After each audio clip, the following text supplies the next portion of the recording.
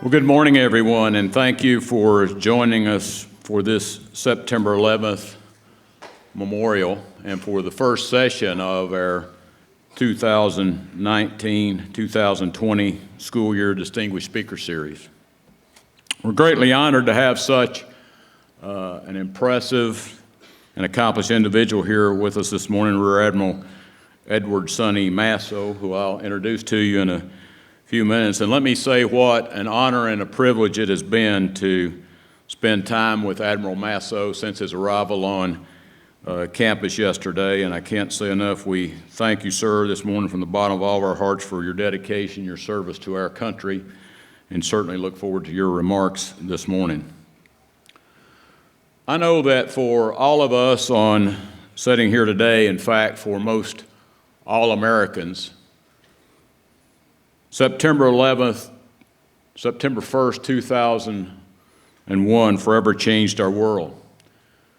Many of our students here today were young children. Our traditional freshmen, as a matter of fact, in 2001 might have been the year that you were born, and 9/11 might even be a historical event for you. But this day and the events that took place indelibly shaped our great nation, defined a generation and a way of life. On that fateful day, thousands of unsuspecting, innocent men, women, and children were attacked along with our way of life, one of freedom and democracy. And so it's fitting that we gather together this morning to remain committed to informing our young people about that impactful day, but also to honor the memory of those lost, along with their family, their friends, and a nation that still grieves their loss. So at this time, I ask that you please stand as the Trine University Air Force Reserve Officers Training Corps presents the colors, followed by the singing of the national anthem by the Trine University Choir, and immediately followed by a moment of silence to honor and remember the victims of the September 11th, 2001 tragedy, the civilians killed in those attacks, those who gave their lives saving the lives of others, their families and loved ones, survivors of first responders, and members of the armed forces who have died, and for those that continue to wage the war on terrorism.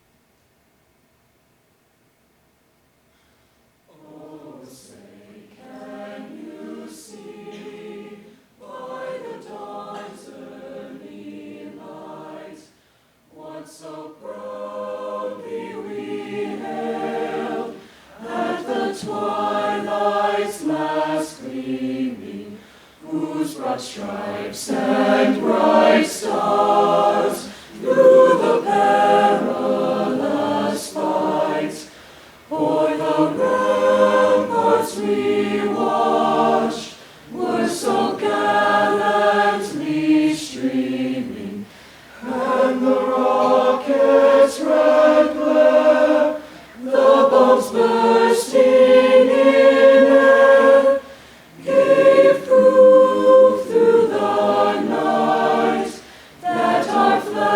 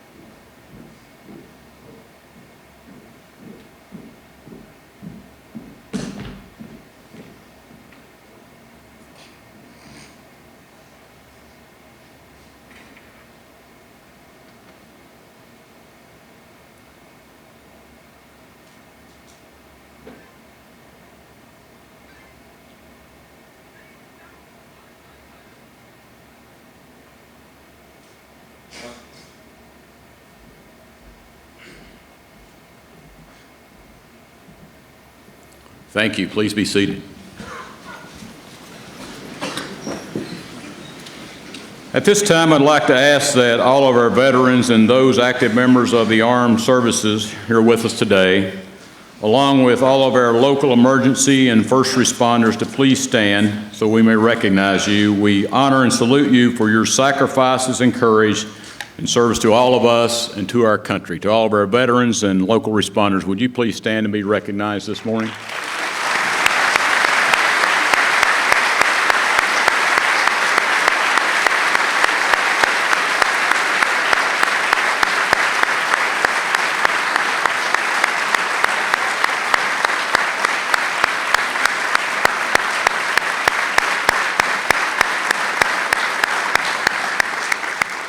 Thank you. This time it's my honor to introduce and welcome our distinguished speaker. Rear Admiral Edward Masso was there that fateful day, September 11th, 2001, serving the Navy Command Center in the Pentagon as American Airlines Flight number 77 flew into the building at close to full speed and with nearly full fuel capacity. The net effects of the crash were like a precision-guided missile as the plane struck the Pentagon and penetrated 3 individual wings of the building, punching a hole in the very space where the Navy Command Center was located.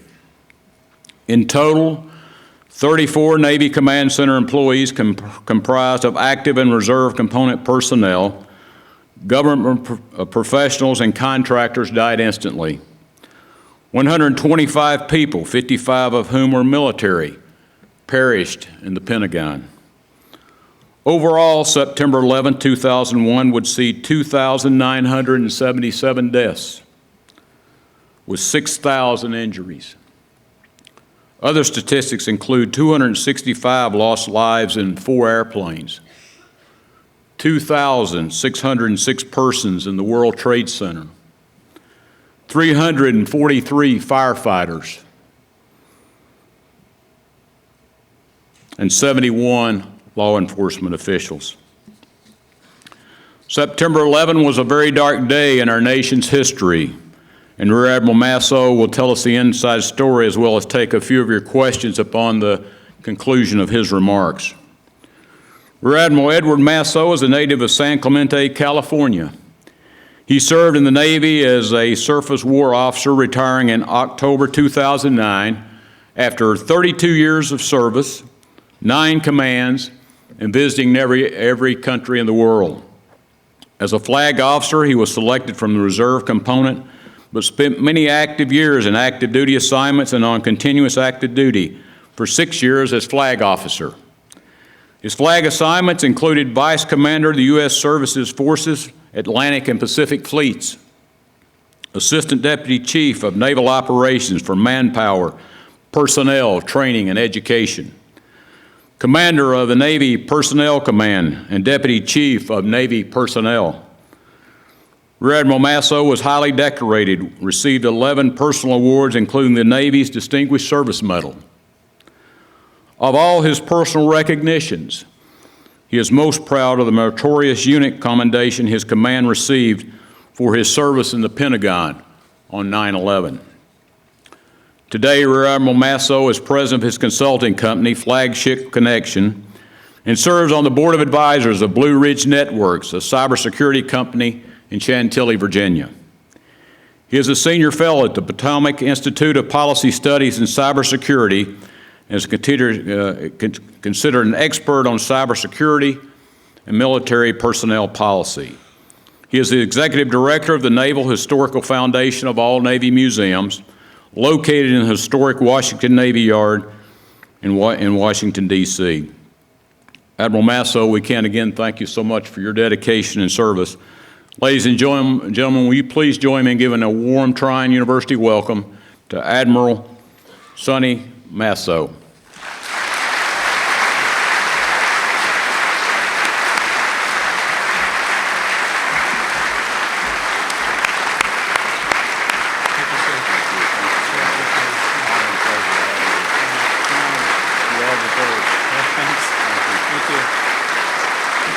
Thank you so much.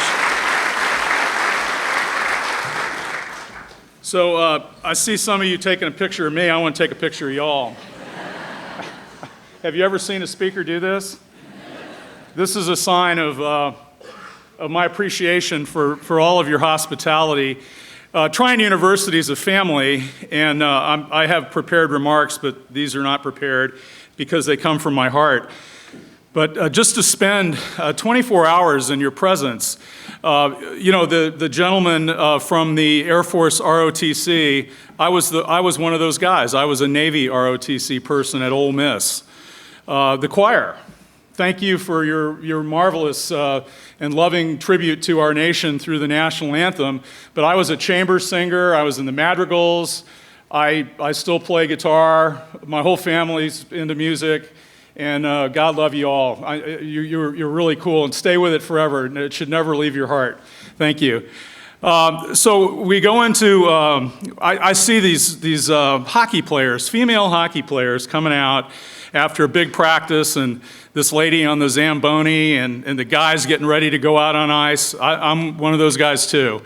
And the females playing basketball. I'm a big fan of Ole Miss women's basketball and the Washington Mystics. I go to a lot of games. And I'm a big supporter of Title IX, and so it was an honor and privilege to see you play. But then when I went into the gym, and Brooks Miller was in there throwing down, I have never been in a place where more testosterone was in the air than in that gym. So we had guys throwing steel around the weight room. And you have your coach on the exercise bike with headbanging music going on, and I belonged in there too.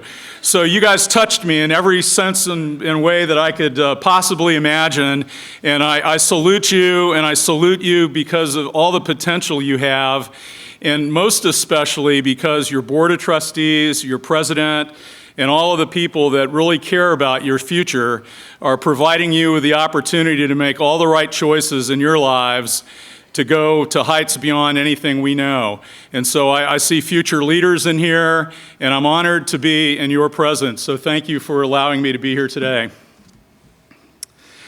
Dr. Brooks, thank you for your kind introduction, and it's a great pleasure and distinct honor to address this audience. The impressive community of Trine University, a most energetic, supportive, and unabashedly patriotic community who continually finds ways to promote and support our warriors who have served at the tip of our nation's spear in a conflict that is now more than 20 years in duration. Just by you recognizing the sacrifices made by so many wearing the cloth of our nation speaks volumes about Trine University's ethos of service and support. As a former member of the military, now retired, I speak for us all when I say, from the bottom of my heart, thank you. When I was a 16-year-old senior in high school, I turned 17 3 weeks before I graduated from high school in San Clemente, California. I was looking at universities to potentially attend, and among those was the University of Mississippi. When I received my acceptance and my Navy ROTC scholarship, which means I went to school on OPM, other people's money, that's a good thing, I was struck by the slogan at the top of the letter of acceptance saying, "Education doesn't cost, it pays." And so I'm going to come back to that point, but the songwriter and poet, and I was told some of you might not know who this is, and I told them they were crazy. Paul Simon, do I get a show of love? Everybody know Paul Simon? Okay. He wrote a lyric in 1969 when I was in the 6th grade saying, "Where have you gone, Joe DiMaggio? A nation turns its lonely eyes to you." In my then 6th grade mindset, that line meant to me that we're a nation of people that long for normalcy, routine, things comfortable and immutable. We admire and we need heroes to emulate. We look to academic institutions in a similar manner. Of course, we all know these aspirations can be false and that we must be open to the momentum of change. And if you think about it, if you're an American Lit guy like I was, William Wordsworth, think of Ode, Intimations of Immortality, or Life Will Pass Us By. We're constantly in a state of change. I don't mention my next comment to merely pander to your wonderful president, Dr. Brooks, And I wrote this about a week ago, but I'm profoundly moved, and even more so after meeting you, by his remarks about change in education and a student's needed mindset concerning life ahead. He said, and I quote, "Don't be afraid to take risk. Be bold. Be bold in your vision. Stick to your beliefs. Listen to the market, but don't be afraid to take a calculated risk. Second, drop the long-range planning." And I'm not sure that long-range planning fits higher education. 10-year plans don't fit. So we here at Trine University have adopted a philosophy we call a rolling 3-year plan. These sentiments, to me, are brilliant. We must be flexible. We must be open-minded to deal with technology and how it redefines premises of science that are ever-changing. Show of hands, engineering students, real quick. Okay, listen up here, guys. When I graduated from Ole Miss in 1977, I entered a Navy, a highly technical Navy, I might add, that was analog in nature, who was feeling a cultural risk adversity to the digital capabilities that were necessary and essential to defeating the Soviet Union in the Cold War. And thanks to great companies like Hughes Corporation, we did that, and we did that on your shoulders. The race between powerful nations is steeped in technological innovation, innovation that will take a person out of their comfort zones in seconds. So if you're bold and wise, and you see the longer playing field as an engineer, the truth will set you free, and you'll be a leader in change, not a victim of change. Conventional science and technology laboratories, universities and think tanks can barely keep up, and often they don't keep up at all. Think about where we'll be in the United States, in the world in the next 5 years, and please feel free to write this down. We'll be in a world of machine learning, artificial intelligence, with tools run over quantum computers, over 5G networks, using biometric identification and authentication of user protocols, no more passwords, using blockchains and other collaborative tools, changing the way we go to the marketplace using money. We'll be in cyber currencies. China right now is so far ahead of the United States that we will need a metaphoric Manhattan-type project just to keep up. It's on your backs in this audience, you engineering students. So focus on this. Dr. Brooks' words are exactly correct. If you create a 10-year plan, you will fail to see the change that appears right before your eyes in real time. As you know, not to make this too technical, force equals mass times acceleration, and the force of change in technology, social mores, and innovation maneuver at the speed of heat and light. Moore's law, I encourage you to learn it, is a premise that should be on every student's tip of tongue. You're lucky to have Dr. Brooks' leadership and the University of Academicians, professors, your board of directors and trustees. And in your case at Trine University, you can proudly say, my education doesn't cost, it absolutely pays. And this is where you clap for your president. Let's go, let's hear it.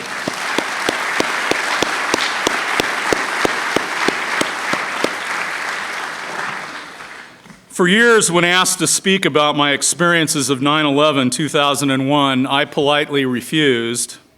And I changed my mind in 2014 when I spoke to the 7th grade history classes, I think 4 or 5 of them, at a middle school in Henderson, Nevada. To my astonishment, less than 10 students over 4 or 5 classes had even heard of 9/11. You should know that the middle school is a stellar school with a great academic culture and reputation. This wasn't some backwoods floozy school that, was everybody sat in one room. The students in these classes were nominally born in 2000 or 2001, and the topic of 9/11 was never really on their academic event horizon. I knew then that if I was ever provided an opportunity to speak about 9/11 again, I would jump on it if only to memorialize those who died that day in the Pentagon, New York City, and Shanksville, Pennsylvania. If this were an expository essay, here are my topic intentions for your consideration today.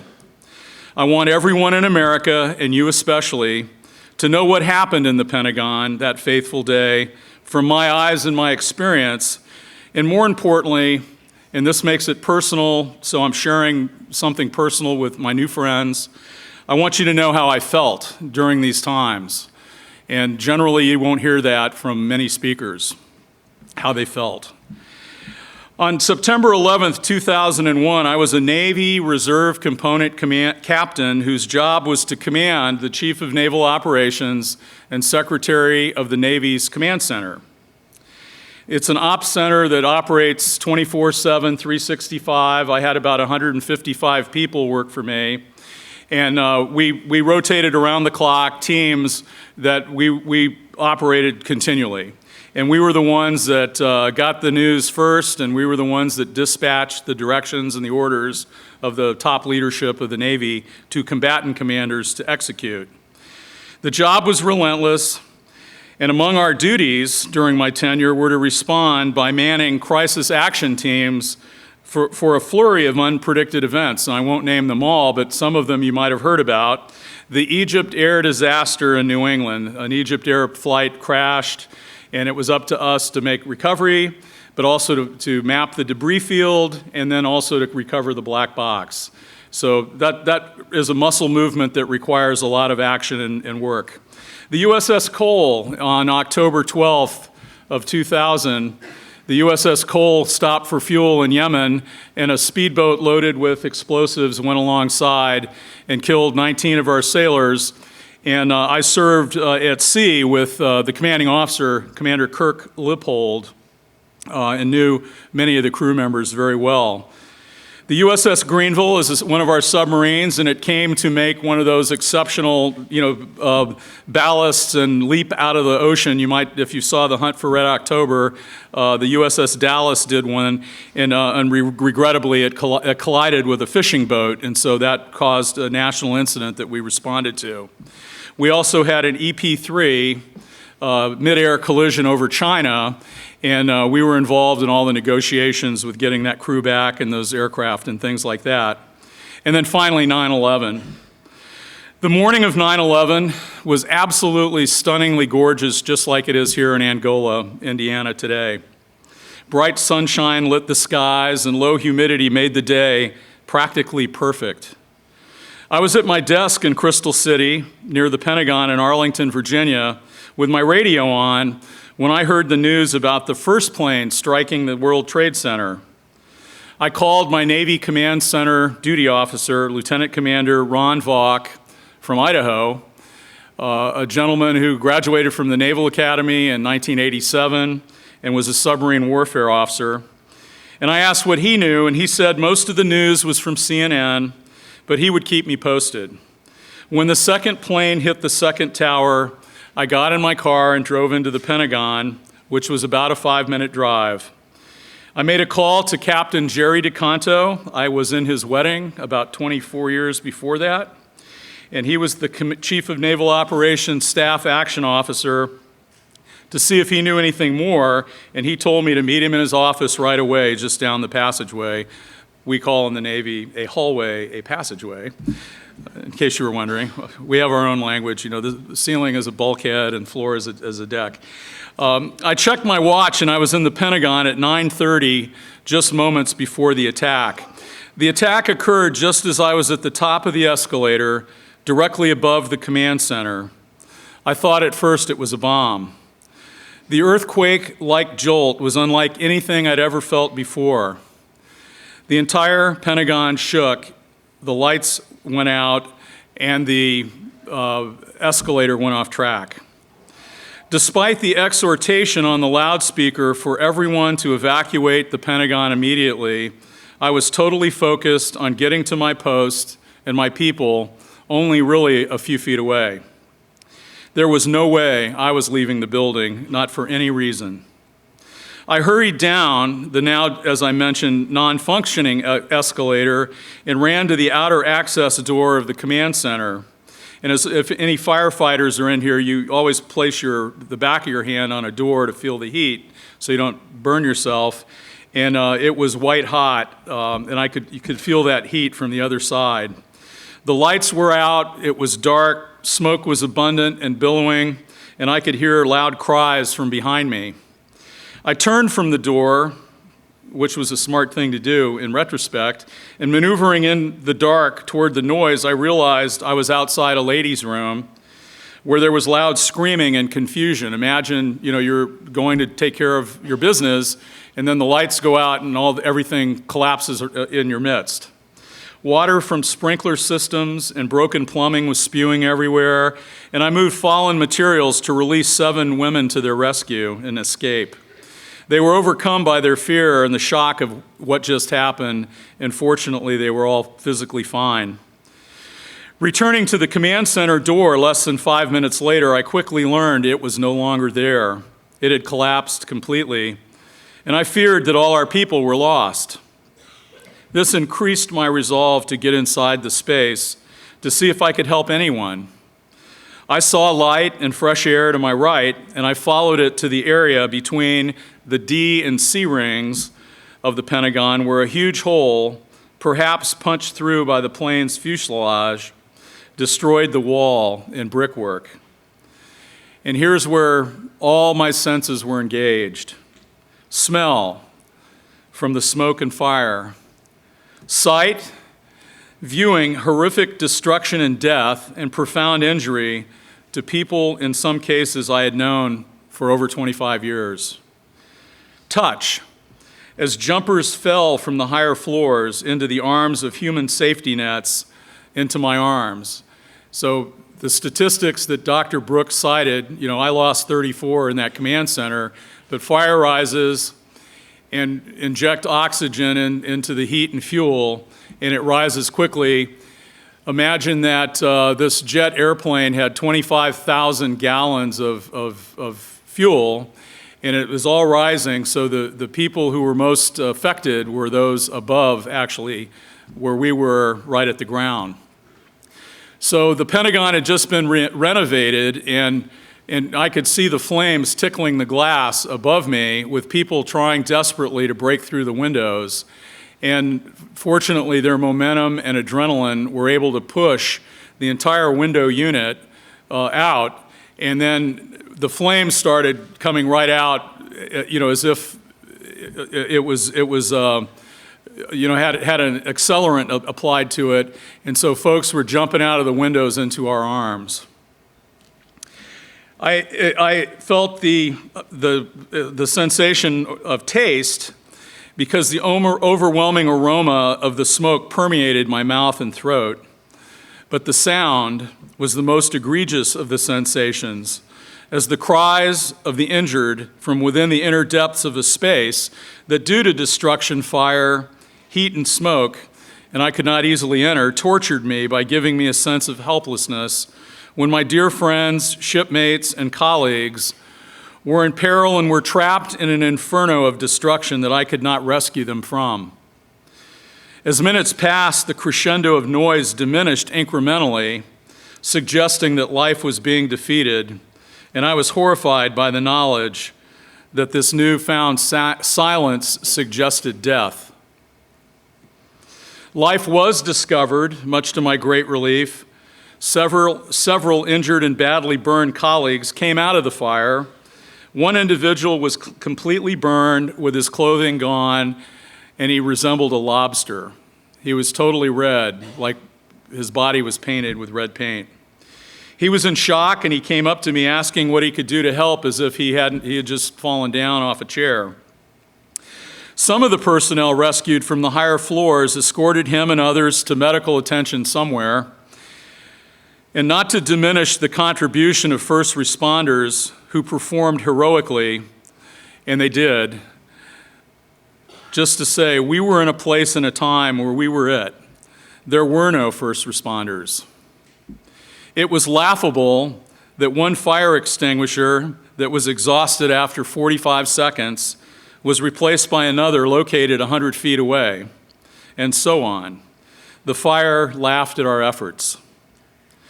Someone yelled that another plane was inbound and imminent and that we were all going to die. Kind of like the yelling of fire in a movie theater. This caused panic, and otherwise brave people were in some cases in the fetal position crying and paralyzed by their fear. Upon reflection sometime later, this reminded me of the vignette from the book Heart of Darkness by Joseph Conrad that was made into the movie Apocalypse Now, where Colonel Walter Kurtz, as played by Marlon Brando, spoke of the snail riding across a razor's edge. He said, and I quote from the book, "I watched a snail crawl along the edge of a straight razor. That's my dream. That's my nightmare, crawling, slithering along the edge of a straight razor and surviving." The straight razor that day was the choice of surrendering into personal fear and terror or maneuvering to the duties that might take your life. Our first responders here to my right, or my left, your right, see this every day with every traffic stop. They just never know. And we should honor that. In the Navy, our core values are honor, courage, and commitment. Those values are our moral beacon to center us toward our duty. With that said, however, anyone who was there that day did not judge another person's choice to run away or run toward their duty. When you were there in the middle, you just got it. As for me, and this is intensely personal, I kept mentally telling myself that this was showtime and that everything I had trained for as a military man and a believer in God was on the line. Over and over, I said to myself, this is showtime. This is showtime. Do your duty, be a leader. If God wants you to die today, so be it. Brave warriors who also ignored the loudspeaker's exhortations to leave the building found their way through all the rubble and all the collapsed building materials and they came to the fire from everywhere. And they like the cavalry, got straight to work. They put T-shirts over their heads and went into the fire as far as they could. And with that, in conjunction with all our efforts, I counted personally about 10 lives, maybe 12, 15, who were saved as a result of this. I imagine there might have been more. Out of the fire came Petty Officer Paul Gaston. He worked for me. I knew him well. From a small town in Mississippi. I knew his wife, Dale. I know his daughter.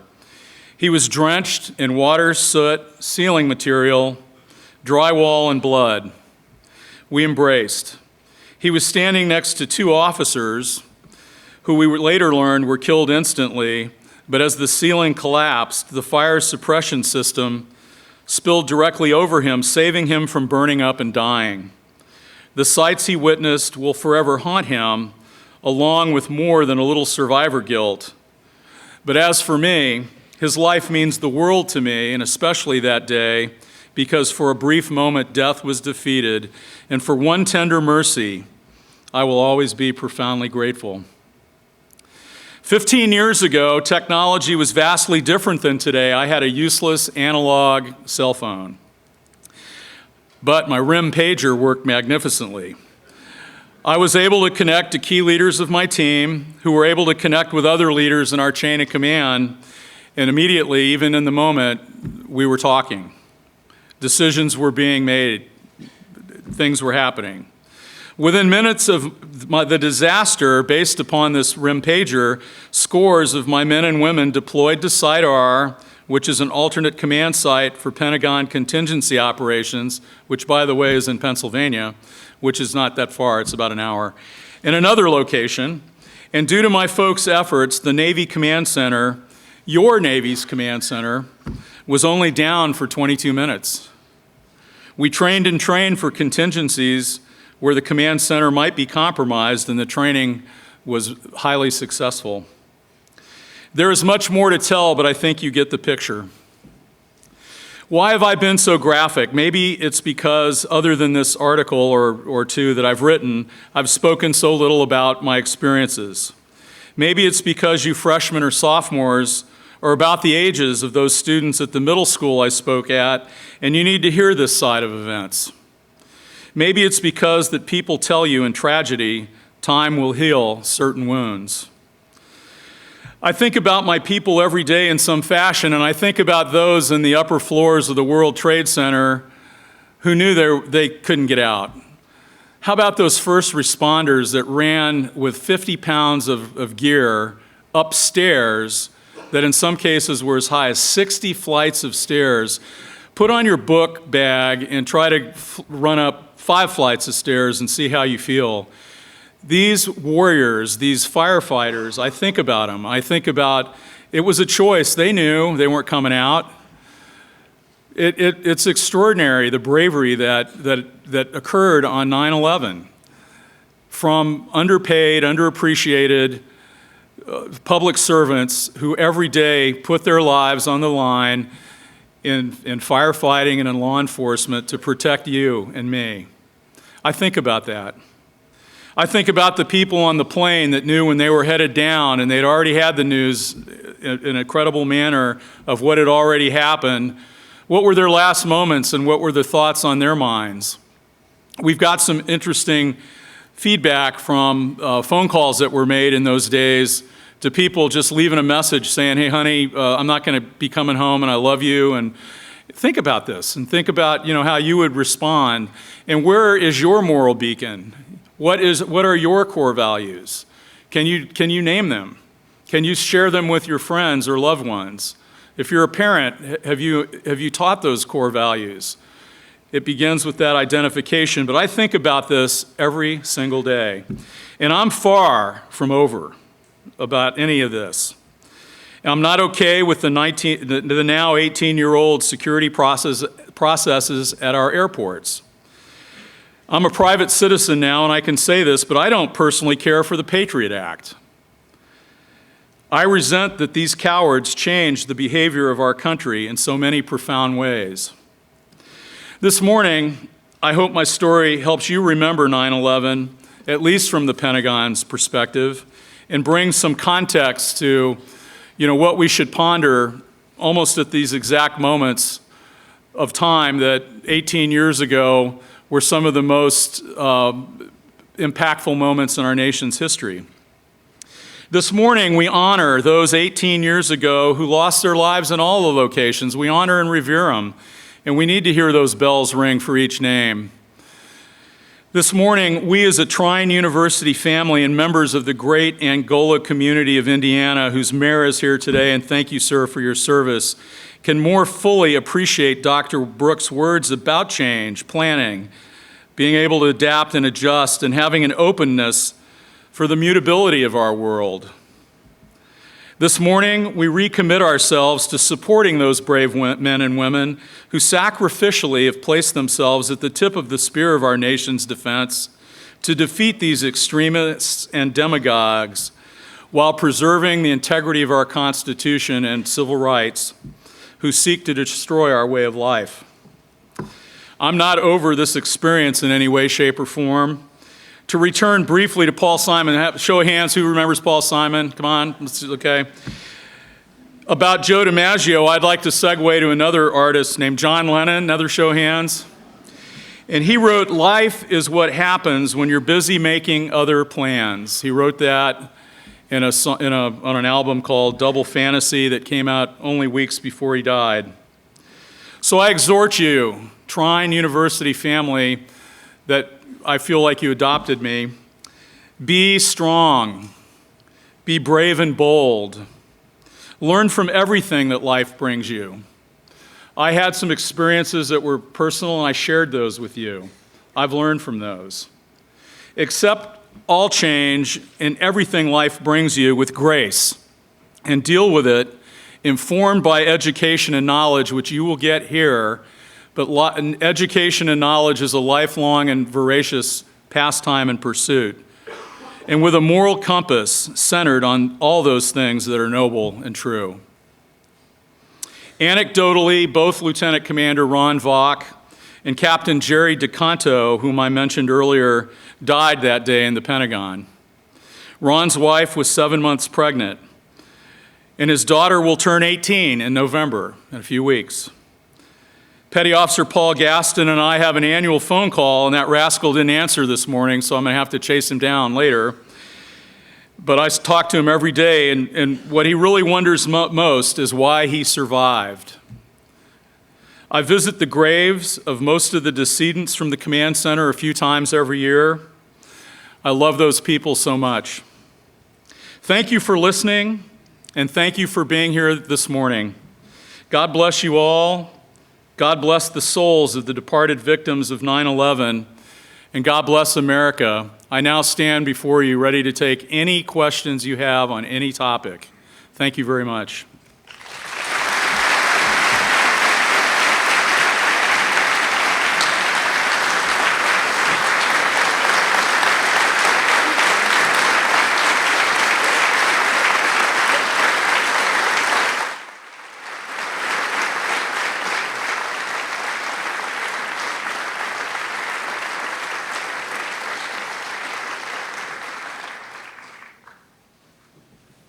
Who's first? Thank you. Thank you for that. Yes, sir.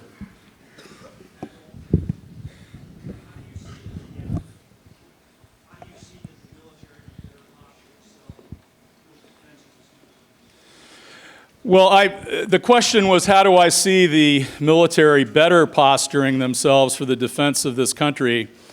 And I guess that I would rephrase the answer, so it's not really I'm not answering that direct question, but I think that, and I go back to Dr. Brooks' comments, hey, you guys study, I want that homework done, okay, I want you in class on time, and hey, thanks for being here, guys, thank you. I think that, as Dr. Brooks said, things change so fast. A technological state-of-the-art when I came into the Navy in 1977 was 20 years. It was a 20-year period of time. A few years hence, like 2, it was 7 years.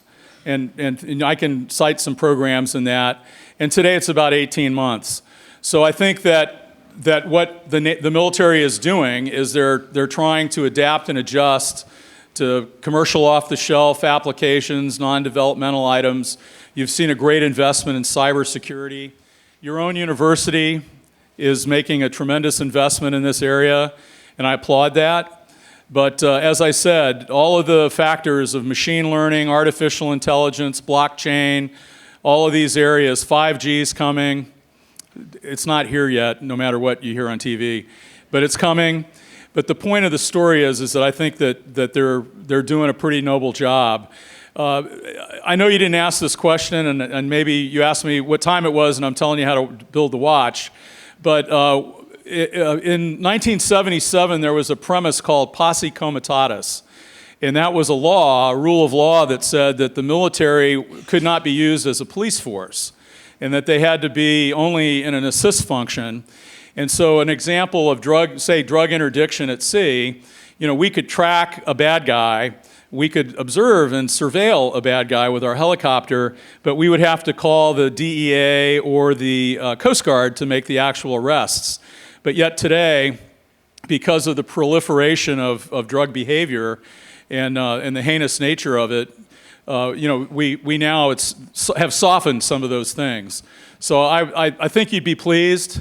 I really do. I think you'd be pleased at how we're keeping pace. So thank you for that question. Who else? Yes, sir.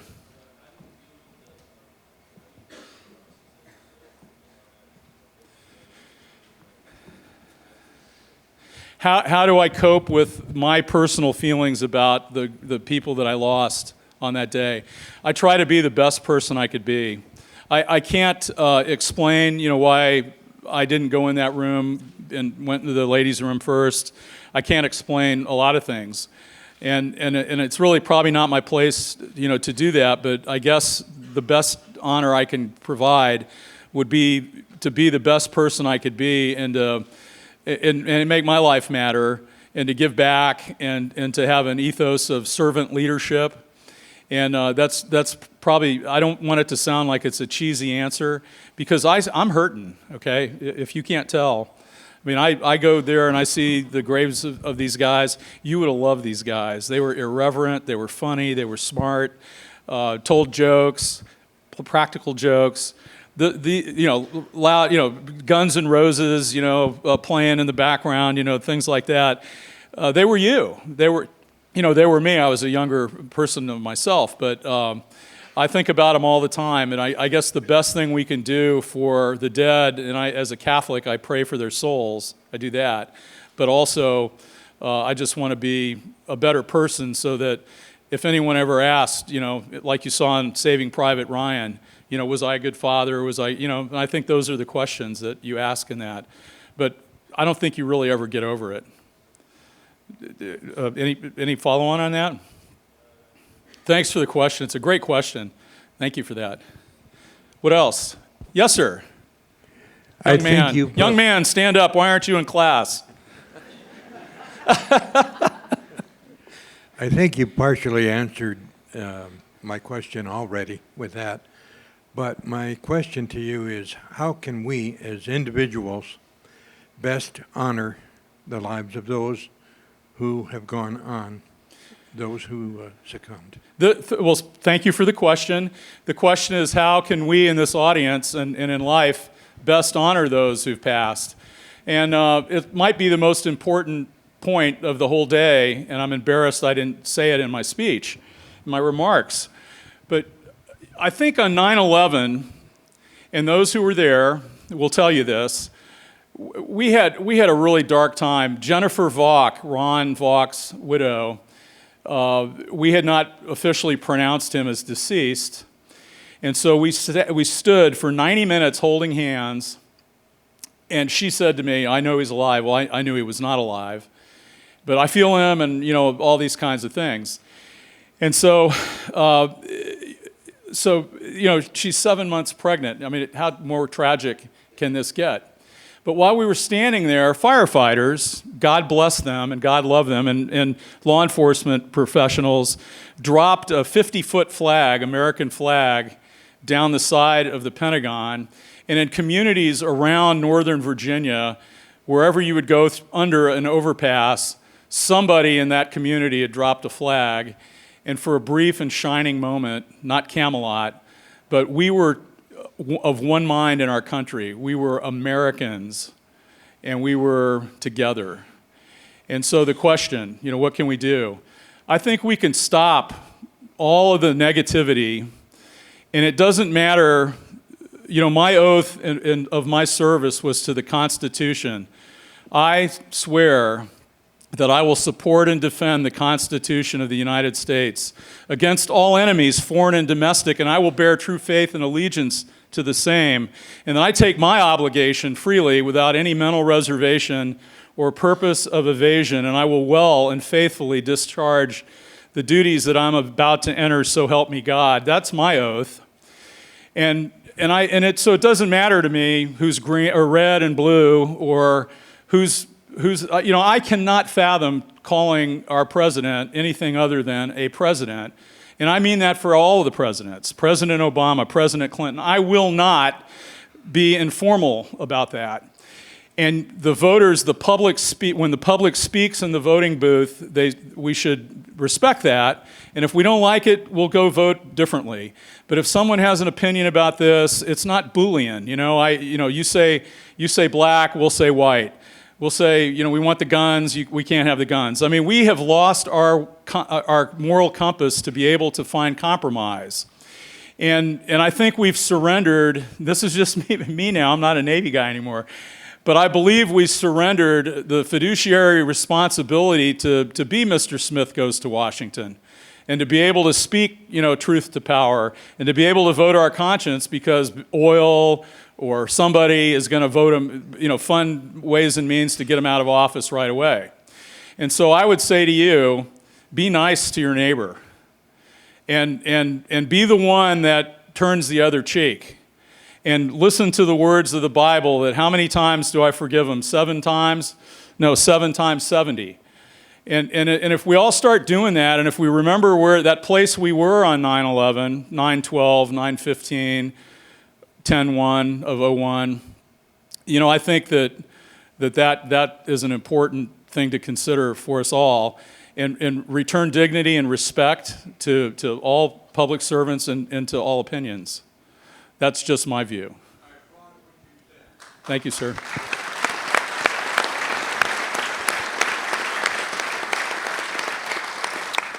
And now you can go to class. Sir. I have a two-part question. Yes, sir. What do you think our nation should be doing to make this a safer place for the citizens? And then what do you see that we're doing to make this a safer country? Boy, those are wow, those are tough questions. What do I think we should be doing that maybe we're not doing? Well, I guess I'm a small government guy. I think that I'm not a guy that wants my government to wipe my nose for me, and I don't think my government should wipe its nose for you. That's a personal opinion. But with that said, I think if you're a citizen, you should have health care and those types of things. And so, but I think that you're asking the question more in the sense of security. And I think that I would say about that where we're headed and where we are with collaboration between other nations, we don't really speak to that as profound as it actually occurs. But our collaboration, and over time you can see this, when we fought early in Operation Enduring Freedom and Iraqi Freedom, we didn't go in there alone. We went in with a coalition, and so we're sharing information. We're sharing information about the bad guys. We're doing those types of things, tracking trends, tracking events and technologies and techniques and procedures. What I think we should do different is I really believe in science, and I believe that that this thing I mentioned, that small of the presentation about where China is right now with AI, machine learning, that is the future. And if you're not involved in it, you are asleep and you will be irrelevant. And right now using robots, I was getting ready to be photographed with a robot named Sophia. Google her. Go on YouTube. She's all over it.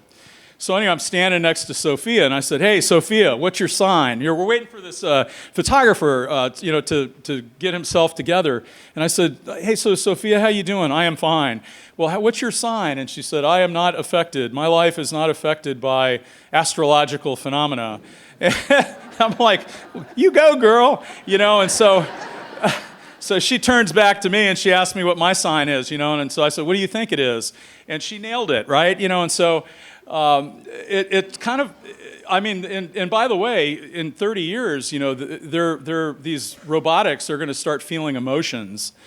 And I think we're at a place where, if we're playing chess with another nation, they're going to know our moves well in advance. And so we have to be involved in quantum computing. We have to be involved in blockchain, collaborative engineering. We have to be, and blockchain is nothing to fear. It's everything to embrace because it creates a transparency.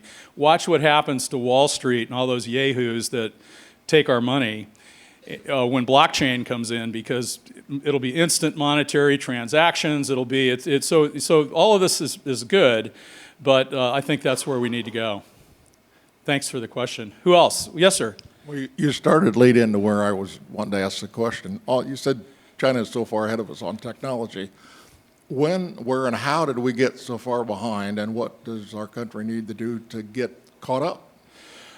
I don't know the answer, but my opinion, again, I'm not anybody official, but I think probably when you're spending $30 billion a year on wars that just don't ever come to any sort of conclusion, your fungible resources to apply toward other science. I worked for the General Electric company for a long time, and there was a guy named Jack Welch, you might have heard of him, made his money in plastic. He was in Pittsfield, and plastic bumpers on cars, everything else.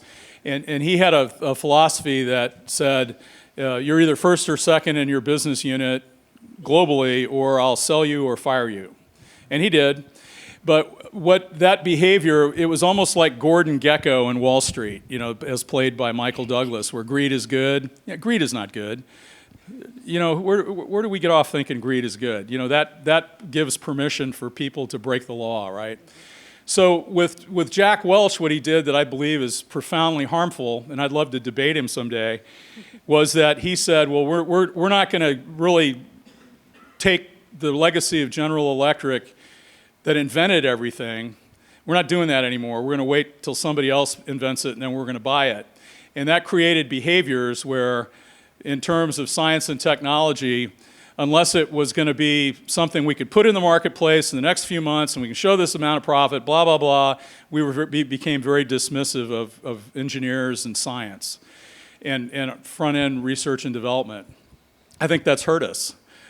We have lost industry leadership in so many market spaces. An example at GE, who was it? The Koreans came out with Korea came out with a TV, Gold Star. That's who it was.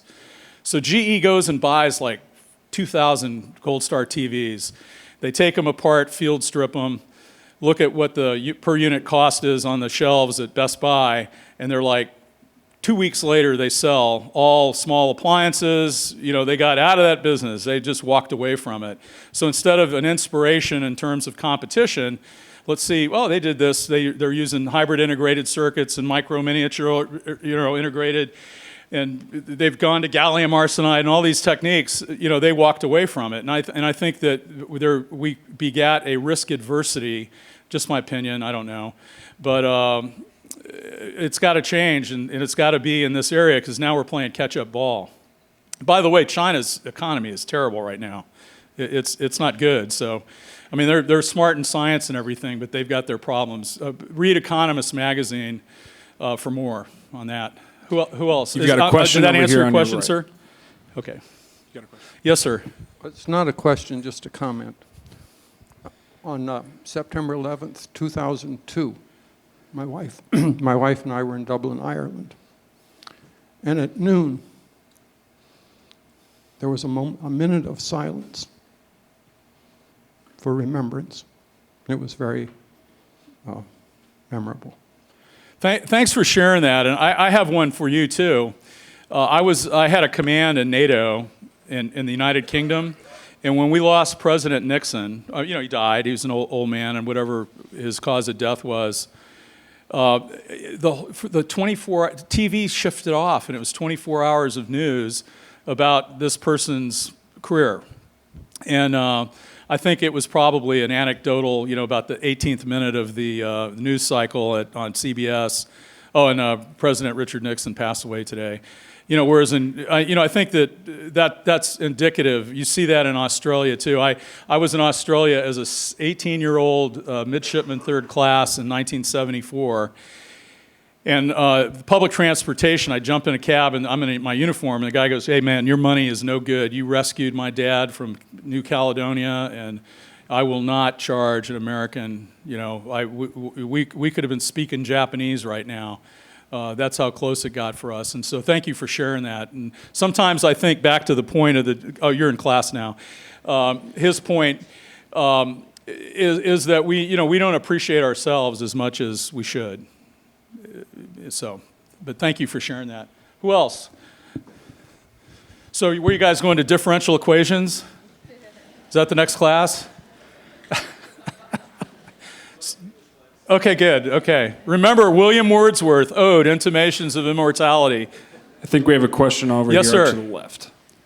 Thanks for the speech. I have two questions. One is, as we see the gun culture, most of the kids are the victims in this, below 25, what we have seen in the past years. What should they trigger to take the gun and shoot someone else? Because of the age, or what may be the factors they affected because to take the gun and shoot someone else?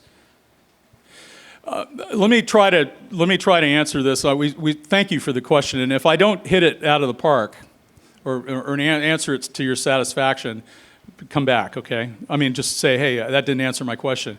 But here's my thought on that. And we spoke about it yesterday. Our 9/11 event to an adult, because you brought it up, 25 and below, to an adult, 9/11 shattered us to our core. But to a millennial, Columbine was the 9/11 event, and we, the parents, we got that exactly wrong. So Dylan Klebold and his bud, had been scaring the hell out of their classmates for 10 years. An example, I was in the Pentagon in a meeting on the morning that the Virginia Tech shooter eviscerated with automatic weapons his classmates at Virginia Tech, about 35 people, about the same number I lost. And one of my colleagues, he was with me in this meeting, he gets 2 texts. You know, his phone is like blowing up. You can sit down. You can stand back up too. You still have the floor. But his phone is blowing up, and he goes, well, my son has just checked in, and he knows who did this.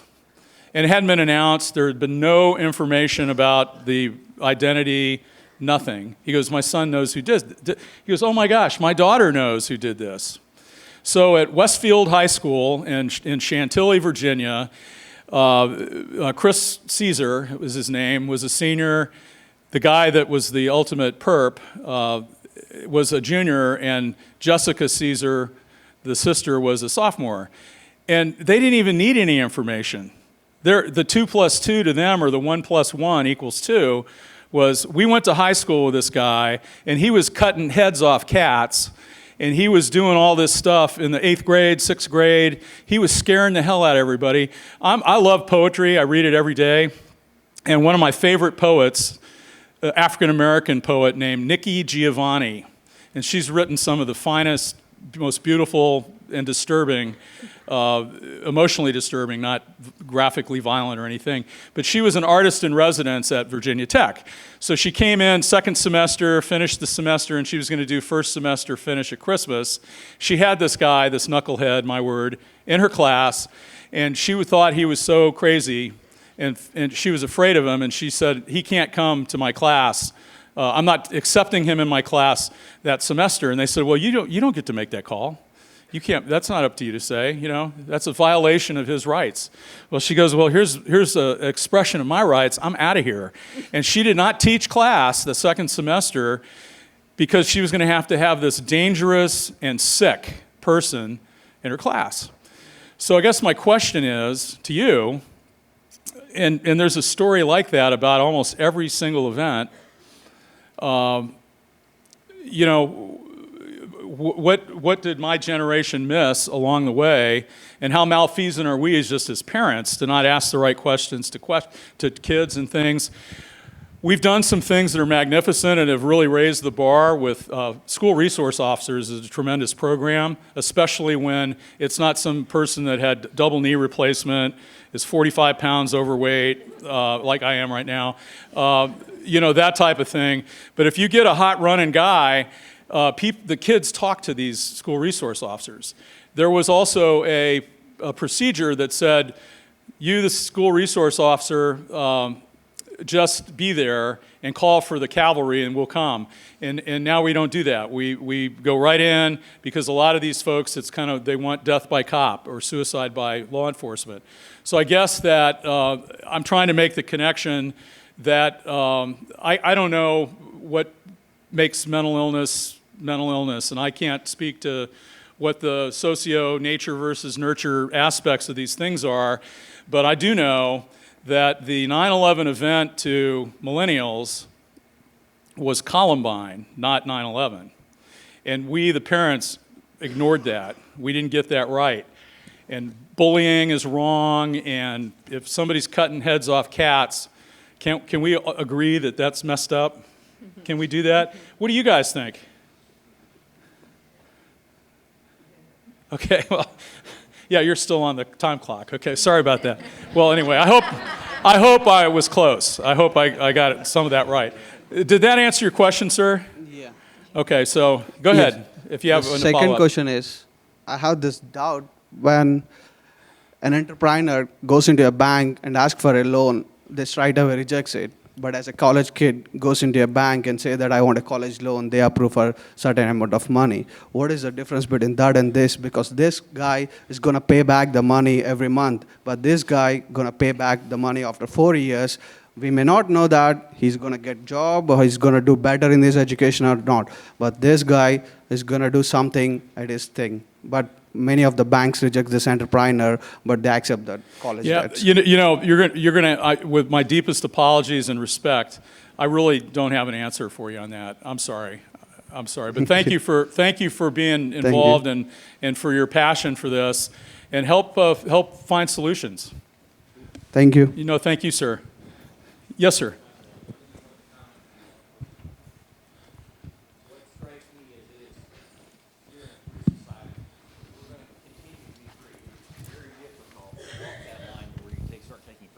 That's the fight we fight every day. Yes, sir.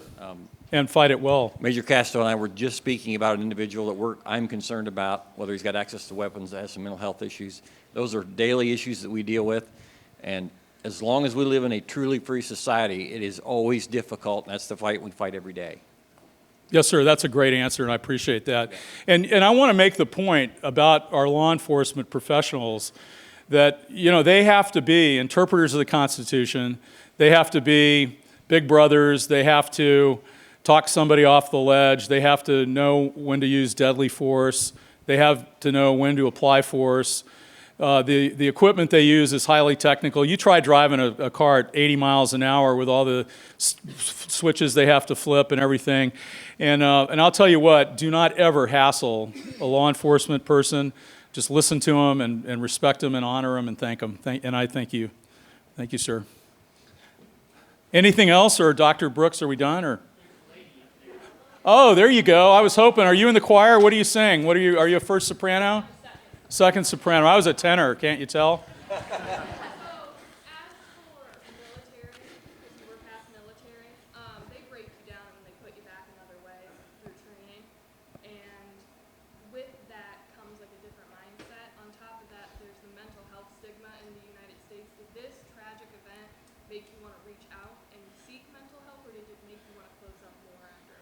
Okay, a lot of questions in there. Thank you for them, and I'm going to answer them all.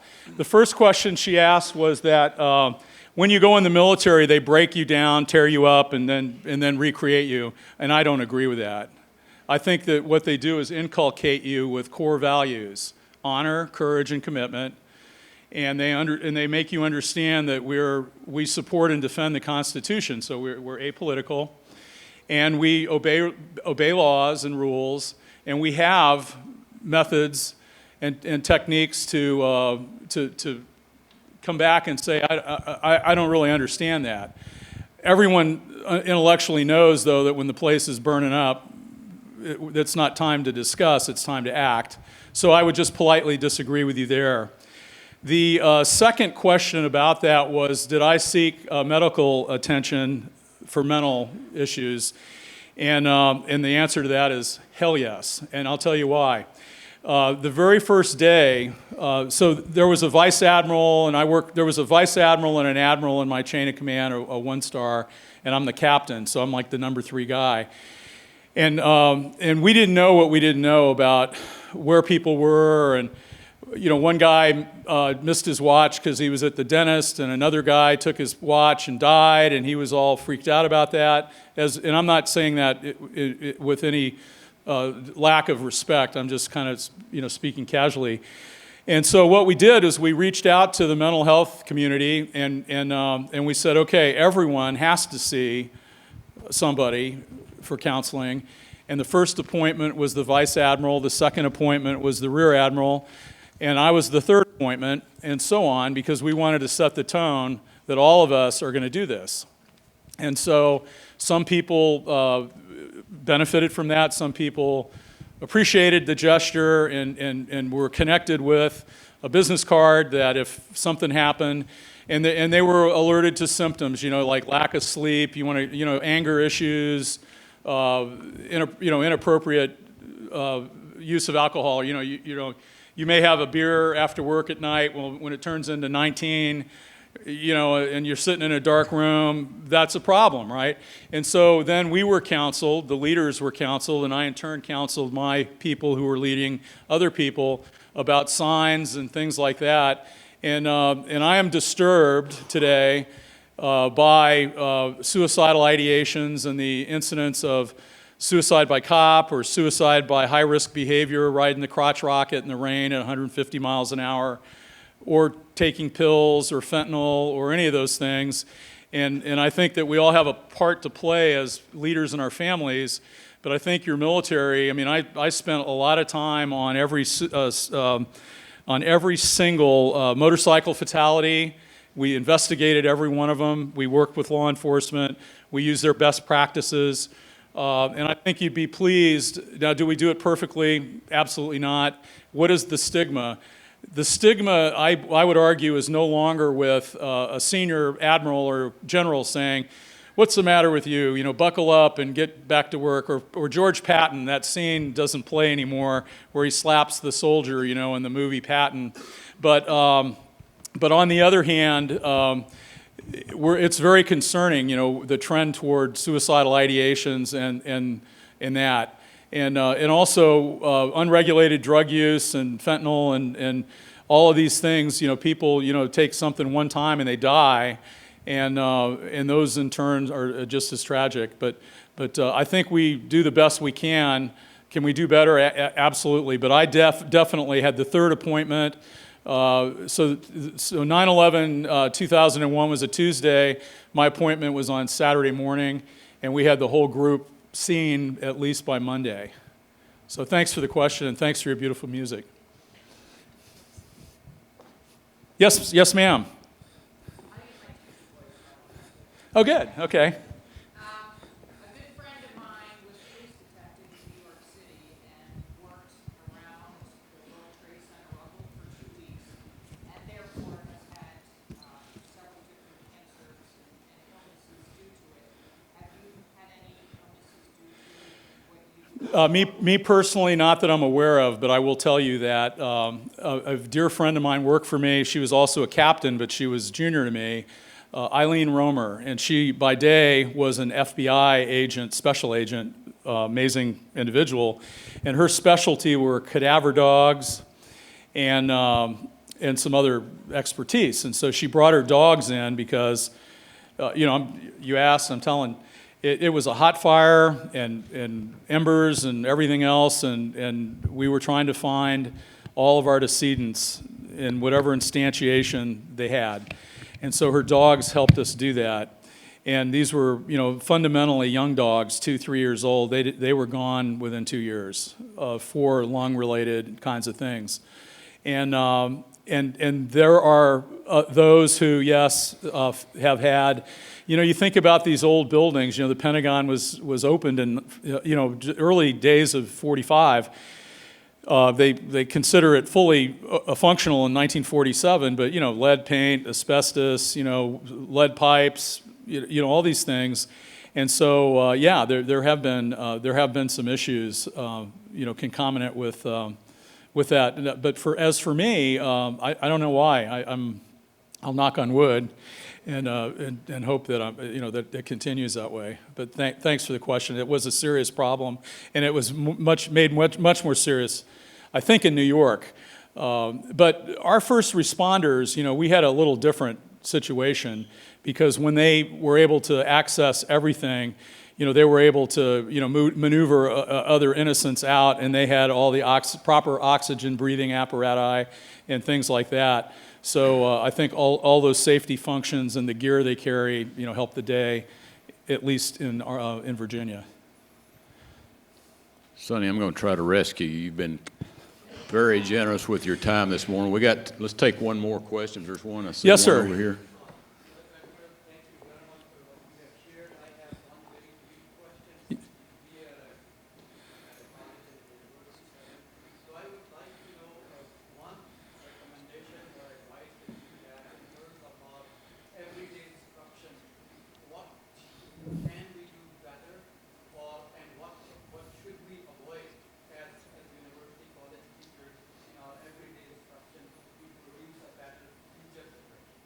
Your Okay, well, thanks for that. For starters, and I think you'd be really pleased by part of that answer, and it's a great question.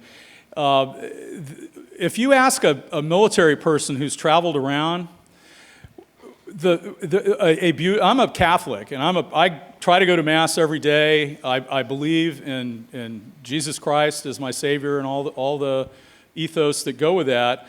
But I love the Muslim faith and I love the Jewish faith, and I'm well traveled in Israel. And if you just read the Bible, you'd know the story. You know, Abraham and Sarah, or Abram and Sarai, and Hagar, and the birth of Muhammad and Ishmael.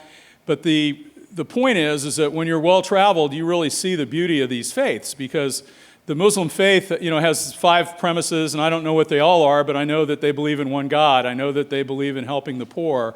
I know they believe in a Hajj to either Mecca or Medina. And they have other, you know, which is all ethos that's very similar to a Christian ethos. And they have to pray. They have 8 opportunities to pray 5 times a day. And nobody's holding a gun to any of these people's heads. They love their faith. They believe in it, and they're really solid people. And I am well traveled in these countries, and I respect the faith. And so our beef is not against the faith of Islam or Muslim faith. Our beef is against extremists that are terrorists: Taliban, Al-Qaeda, ISIS. That's the beef. And so if you can press that, I think that you know, it's called education. The root cause of prejudice is ignorance. I learned that at Ole Miss. And so, you know, information, you know, sets folks free. And even the most ardent, you know, born again, charismatic, I speak in tongues and all those kind of things, just take them to the Old Testament and walk them through it and show them that, you know, and what the tenets are. And if you know, the more you know, the more, you know, you're tolerant.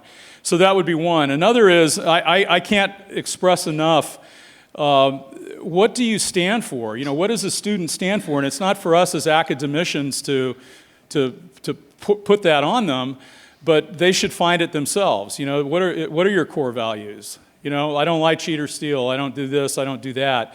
And I think that if we had more of that, we'd have less of the divisive politics that we see, where oh, you must be that, so you must be that. I mean, it's horrible, and especially where I live. In fact, one of your, Jim Fabiani, one of your noble trustees, and I were on the plane, and I said, I'm not going to answer that question until we're in the car, because I was afraid, you know, the cell phone cameras might come out and all this kind of, remember that yesterday? And that's the world we live in. Is that sad? And so I guess what I would encourage, and one of the things Dr. Brooks asked me about as you evolve into the cyber and explode into cyber like you're planning to do, I would urge that the first curricula you determine is cyber ethics. Okay, so we always have true north, okay? And that, yeah, we can learn how to do these techniques, tactics, and procedures if and only if, you know, you have a warrant, okay? And if and only if, you know, law enforcement and a court has decided, and at such time, you know, and I don't think it's inappropriate to learn how to do tricky things, because, you know, you've got to defend against other people doing the same thing, but I think we always need to know what's right and what's wrong. Is that good enough?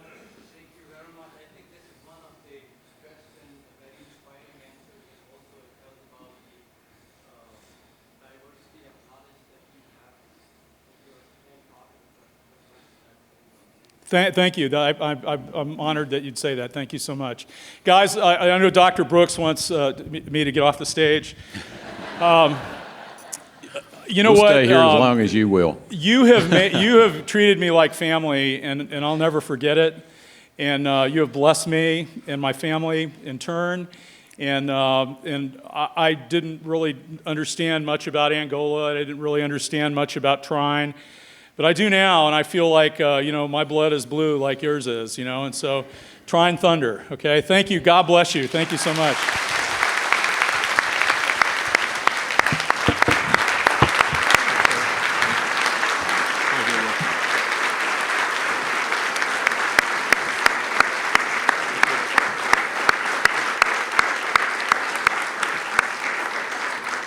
Sonny, thank you so much for sharing your time this morning, for sharing your emotions. There's probably not a person in the room this morning that I can't imagine is not experiencing some sort of emotions as we reflect on 9/11, but certainly nothing near what you experienced, and we appreciate your sharing that with us.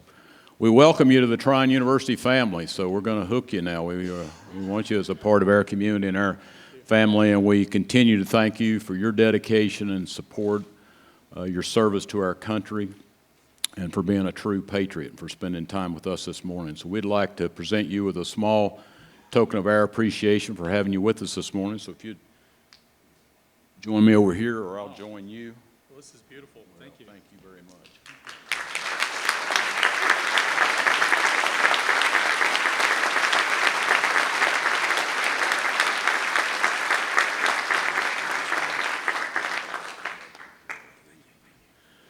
Thank all of you for being here this morning, and I ask that you remain standing.